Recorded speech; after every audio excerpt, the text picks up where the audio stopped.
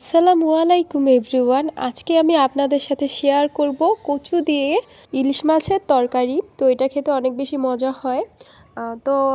এখন আমি পেঁয়াজ ভেজে নিব কিছু, এরপর আমি এখানে কিছু রসুন কুচি দিয়ে নিব আর 1 চামচ পরিমাণে আদা বাটা দিয়ে দিব।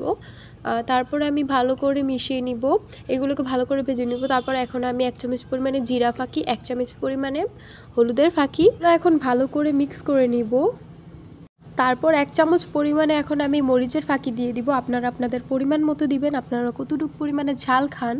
তারপর এগুলো আমি ভালো করে মিক্স করে নিব। আমি একটা ছোট সাইজের ইলিশ মাছ নিয়েছি। ইলিশ মাছটা আমি সিদ্ধ করে তারপর কাঁটাটাকে বেছে নিব। এই রান্নাটা কিন্তু আমার নানু আমাকে শিখিয়ে দিয়েছে আর আমি রান্নাটা করেছি। তারপর এখন আমি ভালো মতো কষিয়ে নিব মাছটাকে। সত্যি বলতে আমি এভাবে কখনো খাই নাই, এই ফার্স্ট টাইম খেয়েছি আমি। খেতে কিন্তু ভালোই লাগে। এখন আমি ব্লেন্ডার করা কচুগুলো দিয়ে দিব। এগুলো যে বড় বড় গাছ আছে না, বড় বড় গাছের যে কচুগুলো আছে ওই কচুগুলো দিয়ে রান্না করেছি। এখন ভালো মতো কষিয়ে নিব এটাকে।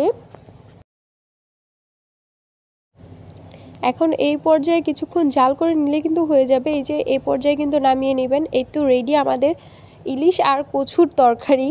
তো এটা খেতে ভালোই লাগে মোটামুটি। তো আপনারা এটা ট্রাই করতে পারেন। আল্লাহ হাফেজ সবাইকে।